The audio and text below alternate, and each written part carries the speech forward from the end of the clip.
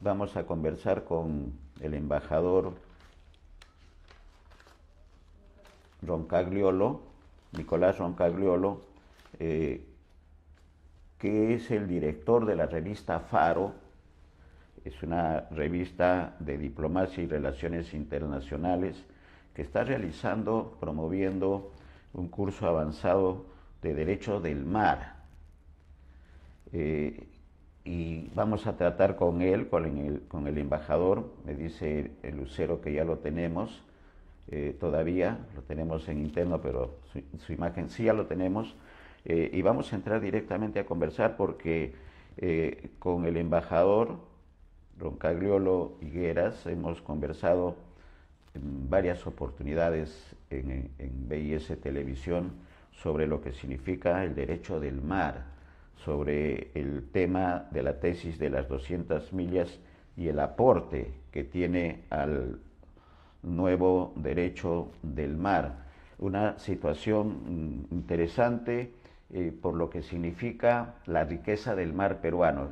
Hablábamos de la riqueza con Juan Belit, de la riqueza de nuestro país en el tema de la costa, de la sierra y de la selva, pero también, y esta es una oportunidad para conversar con el embajador, de la riqueza que tiene nuestro mar peruano, no solamente las 200 millas, sino lo que significa el nuevo orden en lo que significa derecho del mar. Y están realizando un curso amplio, un curso bastante amplio, pero creo que necesario, nos los va a decir nuestro invitado, un curso avanzado de derecho del mar, que ya tiene ya varias jornadas y que ese es el motivo de la entrevista, porque hemos asistido, hemos participado en este curso avanzado que es virtual, por la calidad de los expositores y por los temas también.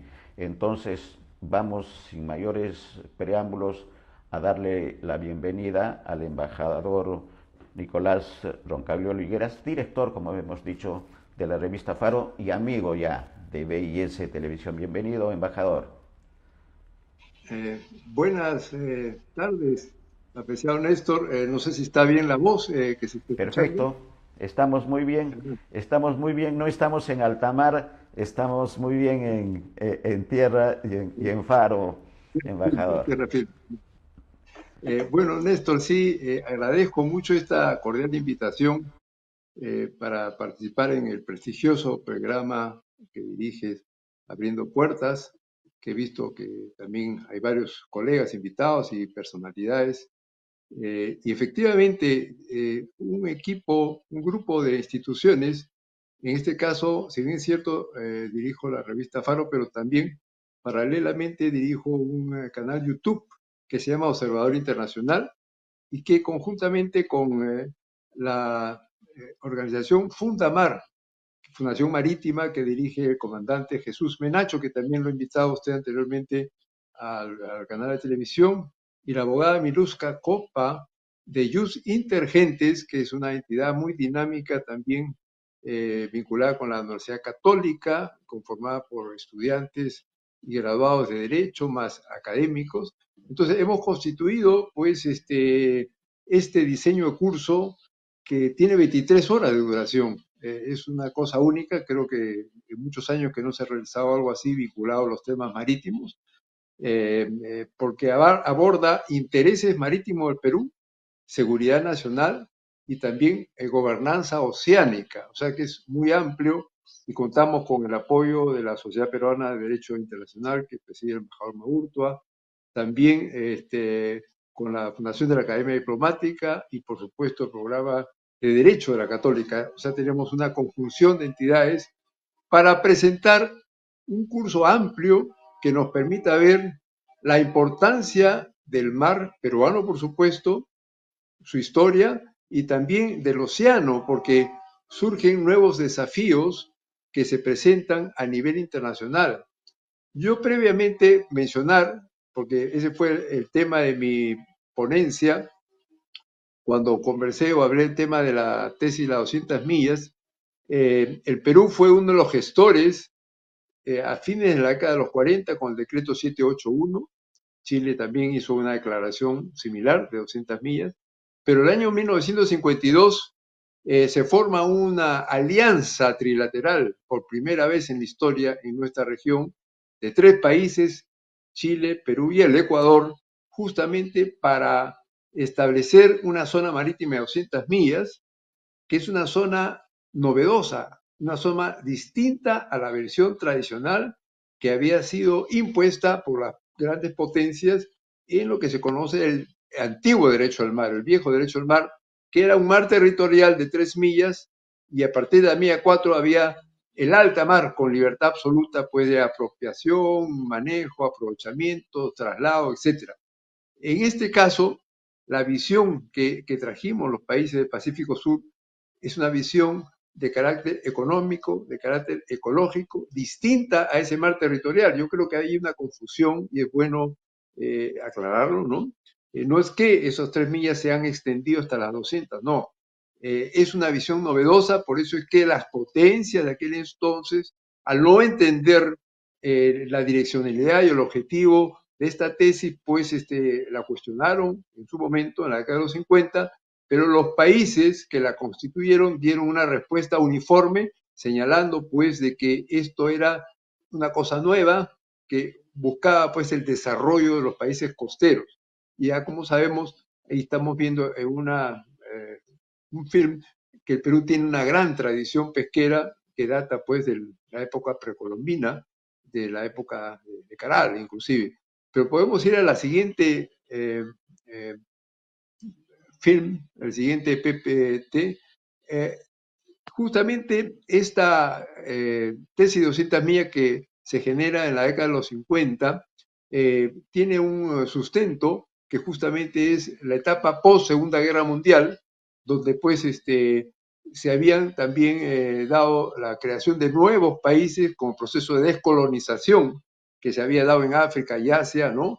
Y lógicamente la incorporación en las Naciones Unidas, una enorme cantidad de países, ¿no? que justamente tenían intereses similares a los de América Latina, ¿no? Y también el funcionamiento de las Naciones Unidas con nuevos elementos fundamentales importantes como el desarrollo de los países, además, por supuesto, de la seguridad internacional, la paz y la seguridad internacional, que son los elementos fundamentales.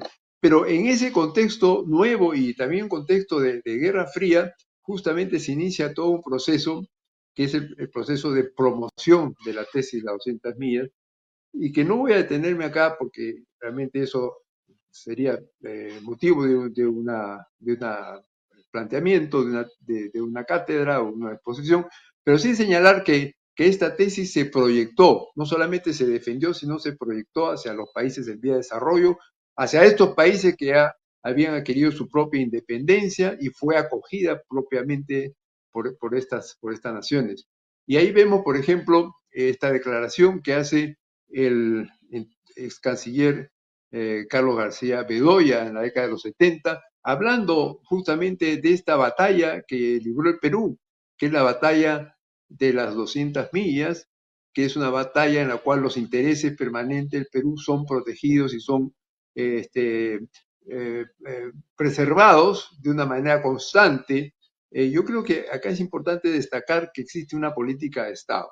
Y el embajador Juan Miguel Bácula, que es una gran personalidad y un gran experto justamente en estos temas marítimos, en su prestigioso libro Dominio Marítimo del Perú señala que de los 50 hasta el año 82, que concluye la negociación de la Convención del Mar y se abre a la firma, ¿no? Había una política constante del Estado peruano, ha sido una política uniforme. Y si analizamos qué pasa entre los 50 y los 80, pues han habido múltiples gobiernos, ha habido gobiernos democráticos, han habido dictaduras, pero este planteamiento se mantuvo como una constante de la política exterior peruana y por supuesto guiado por la Cancillería, que como se caracteriza pues es una entidad meritocrática que tiene muy clara pues los horizontes de los intereses del Perú, y en este caso particular los intereses marítimos del Perú.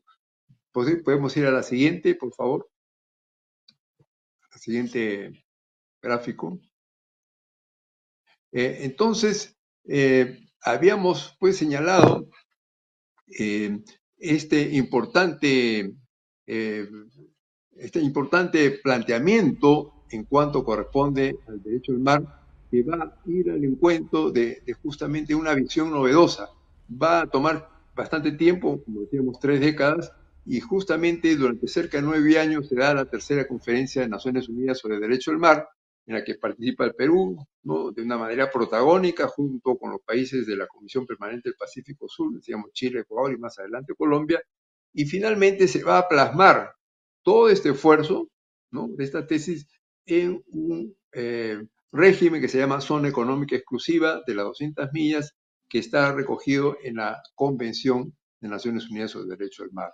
Prácticamente este régimen recoge los planteamientos sustantivos y todo el mundo reconoce pues que los pioneros fueron los países de la Comisión Permanente del Pacífico Sur. Sí, Hay que aclarar en esto también que en esta conferencia de Naciones Unidas también el Perú hubo un aporte importante en el tema de los fondos marinos, porque más allá de las 200 millas, en los fondos marinos extrajurisdiccionales se estableció un régimen justamente para la zona de estos fondos que se denominó Patrimonio Común de la Humanidad, un régimen novedoso en la cual los estados no tienen una soberanía sobre este espacio, pero existe una participación compartida, ¿no? Hay sí una solidaridad de los estados, pero obviamente los estados parten de la Convención del Mar y que estos recursos ingentes, que son minerales, pueden ser utilizados, pero de acuerdo a lo establecido por esta autoridad de los fondos marinos. Entonces, hay estos dos pilares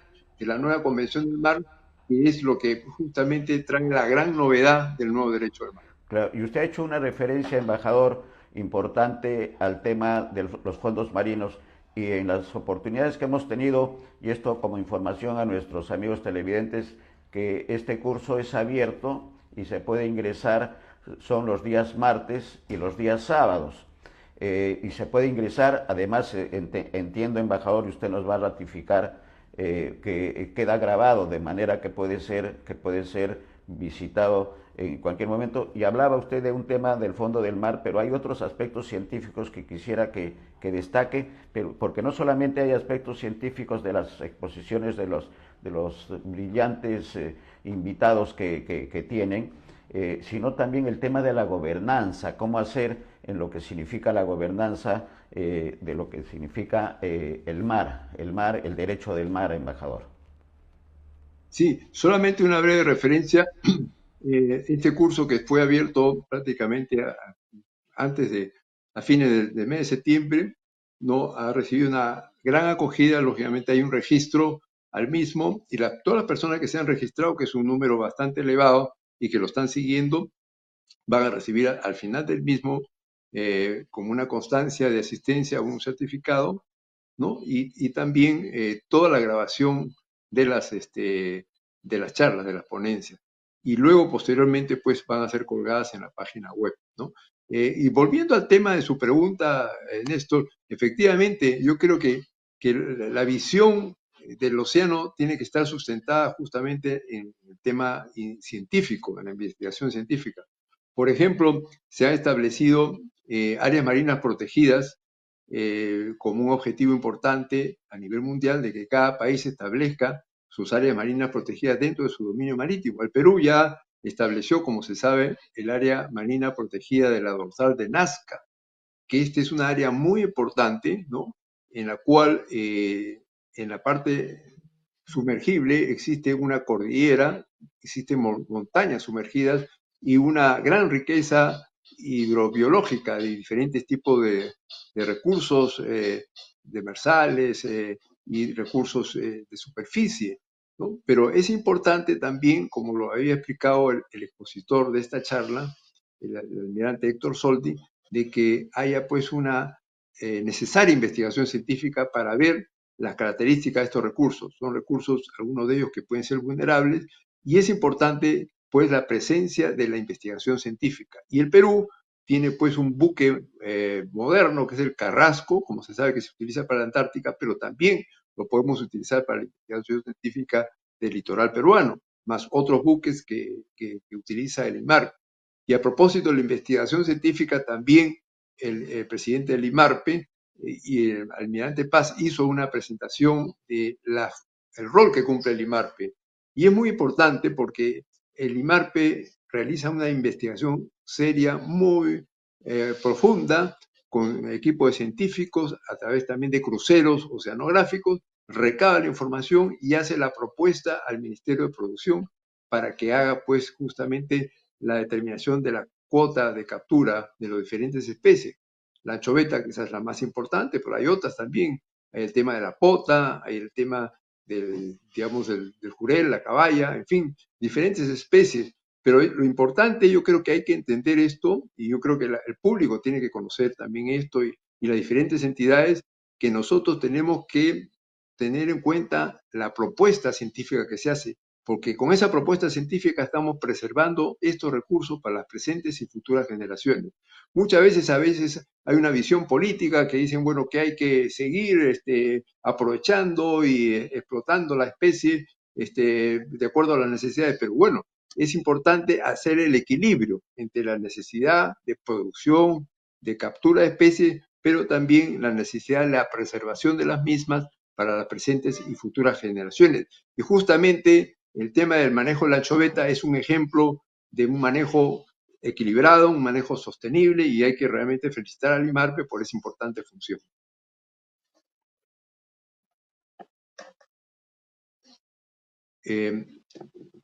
Yendo también al tema que se han venido abordando, no sé si me está escuchando, Néstor.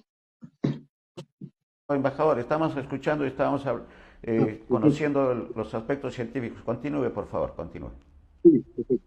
Bueno, entre los temas también que hemos abordado ha sido justamente el rol que ha cumplido la Comisión Permanente del Pacífico Sur en estos más de 70 años de funcionamiento, y que ya sabemos que a nivel jurídico propiciaron y propugnaron pues la tesis de las 200 millas, y esto fue recogido finalmente en la Convención del Mar, como ya lo hemos señalado.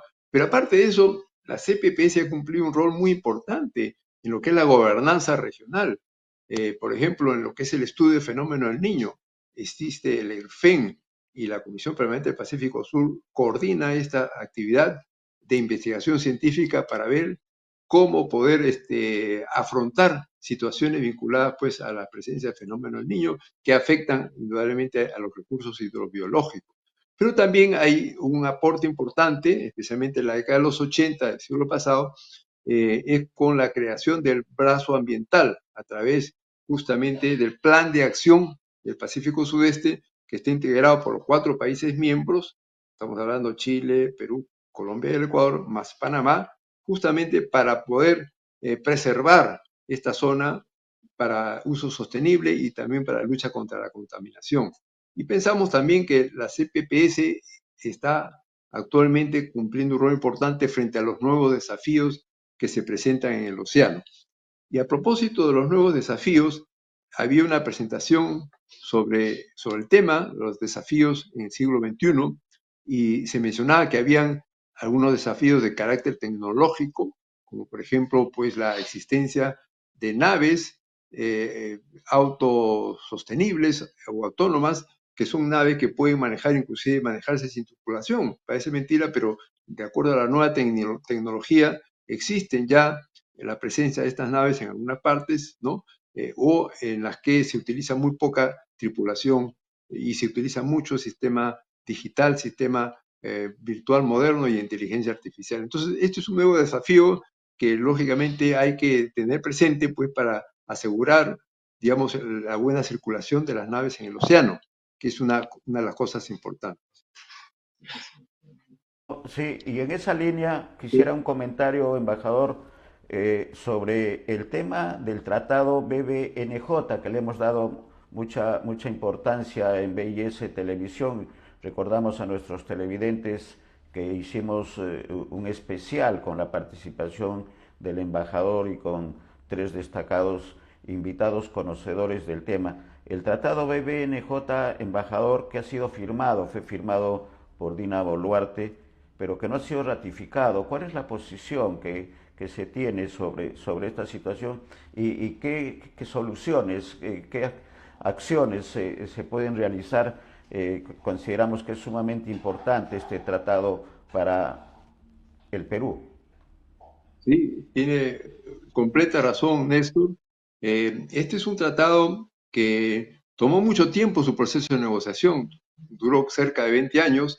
El Perú tuvo una importante participación en la misma, ¿no? A través justamente de las coordinaciones con los países de América Latina, en los temas, por ejemplo, de recursos genéticos que hay en las zonas de alta mar. Pero lo que yo creo que cuando se suscribió el tratado en su oportunidad en la ciudad de Niza, hubo quizás una visión equivocada, errada de algunas entidades o algunas personalidades que criticaron y señalaron que ese tratado era inconveniente porque afectaba la soberanía del Estado peruano. Y eso quedó muy claramente señalado por diferentes fuentes, la propia Cancillería, el propio Canciller de la República y diferentes entidades como la Sociedad Peruana del Derecho Internacional. Un comunicado de los ex cancilleres señaló con toda claridad que por su nombre mismo es un tratado que va a ver los asuntos de la biodiversidad más allá de la jurisdicción de los estados costeros. O sea, en el caso del Perú, estamos hablando de la zona de alta mar, que es a partir de la mía 201 en adelante. Entonces, no afecta para nada lo que corresponde al dominio marítimo y más bien aporta elementos novedosos importantes que nos permite justamente tener una mejor preservación de la biodiversidad. Y eso también tiene un efecto positivo, porque sabemos de que la Convención del Mar ha dividido los espacios, ¿no? de los estados, la jurisdicción de los estados, sabemos que hay un mar territorial, una zona económica de 200 millas, ¿no? Y hay un alta mar, ¿no? Pero ciertas especies no reconocen este tipo de divisiones humanas, ¿no? Y se desplazan libremente a especies altamente migratorias, como el caso pues, del atún, o las especies transzonales, como el jurel, la caballa, la pota, ¿no? Que ellos tienen ese tipo de desplazamiento y hay que ver la manera de crear un aprovechamiento sostenible. Para eso se han creado las OROP, que son las Organizaciones Regionales de Pesca, pero también en el alta mar se han establecido otras entidades como las vinculadas al tema de la ballena, la Comisión Internacional de la Ballena, o también entidades para el tema de los buques, como el asunto de la Organización Marítima Internacional. Pero lo que se ha podido establecer es de que en el alta mar no existe una especie de fragmentación, o sea, no existe una coherencia, un diálogo coherente, y justamente este tratado BBNJ, tratado de alta mar, ¿no? Va a permitir ello, va a permitir de que los estados partes, una vez que el tratado entre en vigor, se entiende que va a ser para enero, puedan establecer un diálogo, una especie de concertación, y es muy importante porque estamos hablando de la sostenibilidad del océano. Estamos hablando de que uno de los grandes problemas, los enormes problemas que sufren los océanos es justamente problemas vinculados al cambio climático, la acidificación del océano, deshielo de los glaciales, problemas también vinculados a la contaminación de los plásticos y la sobrepesca. Entonces realmente es muy importante poder participar. El Perú, en razón de ello y en razón justamente de que vino participando en las negociaciones, firmó el tratado, lo cual es una cosa muy positiva y falta el proceso de ratificación. El proceso de ratificación es algo, tengo entendido, que la Cancillería lo viene realizando, lo viene preparando y debe hacerlo coordinadamente con el Congreso de la República. Pero en todo caso, lo que quiero decir que este tratado favorece enormemente los intereses del Perú, porque hay que señalar claramente que nuestros intereses marítimos no solamente se van en el marco de nuestro dominio de las 200 millas, sino más allá del mismo, es decir, en la zona de alta mar. Nosotros tenemos que velar justamente por una adecuada preservación de los recursos y también una cosa novedosa que es el tema de los recursos genéticos. Son estos recursos que existen en las zonas de alta mar y que pueden ser aprovechados justamente para usos tecnológicos, para productos farmacéuticos, para productos de embellecimiento y otras líneas más que únicamente tienen la capacidad científica, tecnológica y económica de las grandes potencias. Y este tratado ha permitido justamente en esa negociación que los países en vía de desarrollo, como el caso de Perú, puedan participar de los beneficios monetarios y no monetarios. O sea que yo creo que es un tratado muy equilibrado, es un tratado muy favorable en general a los intereses marítimos del Perú y a los intereses generales de la preservación de la salud de los océanos. que es una cosa creo que no debemos olvidar. Es un tema que va más allá de posiciones políticas, es un tema que va más allá de planteamientos geopolíticos, es un tema en que yo creo que la humanidad en general tiene que aportar y todos tienen que colaborar para esa preservación de los océanos para las presentes y futuras generaciones. Embajador, y esperemos en todo caso que en el futuro inmediato quizás este gobierno transitorio o el nuevo gobierno que se va a elegir en abril pueda reflexionar. Hay un trabajo muy importante ahí de la Sociedad Peruana de Derecho Internacional y de otras instituciones como las de ustedes que están participando en este evento, puedan influir, puedan hacer reflexionar a las autoridades. Y en esa línea no podemos dejar de preguntarle, embajador, su opinión que tiene con respecto al nuevo ministro de Relaciones Exteriores, Hugo de Sela Martínez, que sigue la saga. Tuvimos la oportunidad por nuestra labor periodística de entrevistar en varias oportunidades a su papá, Hugo de Sela, dos representantes tacneños importantes en la vida diplomática de nuestro país. ¿Qué opinión tiene del actual ministro de Relaciones Exteriores, Hugo de Sela Martínez, embajador? Sí, mire, Néstor, yo creo que el nombramiento del embajador Venezuela es un nombramiento muy acertado, es un profesional de gran trayectoria en nuestra carrera diplomática, experiencias en temas bilaterales y multilaterales, ha sido representante de Perú ante la OEA y ha sido viceministro de Relaciones Exteriores. Y yo también he coordinado algunas actividades conjuntas en el tema del proceso de paz peruano-ecuatoriano, que creo que ya lo hemos comentado en alguna oportunidad, ¿no? Una de las comisiones, la Comisión de Navegación Amazónica, que el embajador Hugo Cera lo coordinó de una manera bastante positiva y con muy provechosa en cuanto a sus resultados. Entonces yo creo que el embajador de Cela va a cumplir un rol destacado en cuanto a la continuación del manejo de los intereses de nuestra Cancillería, los intereses del Estado peruano en la Cancillería y lo que se plantea justamente los desafíos en los próximos meses. Gracias, embajador, por el comentario, que coincidimos también, porque como reiteramos, tuvimos la oportunidad de entrevistar en varias oportunidades a su papá, que también es un excelente embajador y está siguiendo la saga nada más de la familia, y usted lo está ratificando ya en el marco de todo lo que significa el cuerpo diplomático. Gracias, embajador. Los mejores éxitos. ¿Alguna invitación a nuestros televidentes?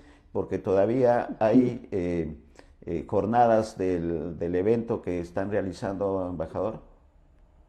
Bueno, sí, lo que quería antes de tocar el tema, mencionar brevemente, ya que mencionó al Hugo de Sela Papá, quien tuve el honor de conocerlo, ¿no? Y tratarlo en diferentes oportunidades. Él visitó también con la Academia Diplomática la ciudad de Arica cuando yo me desempeñaba de cónsul general y coordinamos las visitas que suele hacer la Academia Diplomática cada año, justamente en el día que se festeja la reincorporación de Tacna al seno de la patria. O sea que yo creo que, como usted bien señala, hay toda una tradición familiar en torno justamente a la diplomacia de la familia de Sela. Y en lo que respecta al curso, nosotros estamos clausurándolo mañana. Ya indudablemente los que están siguiéndolos han sido registrados inicialmente, pero más adelante deseamos pues colocarlo en las redes, las diferentes exposiciones, e invitar también a los estudiantes para que continúen con sus investigaciones en los temas marítimos y oceánicos, que son muy importantes para pues la defensa de nuestros intereses marítimos nacionales. El derecho del mar lo requiere el derecho del mar. Difusión, Así es. difusión y difusión. Gracias, embajador.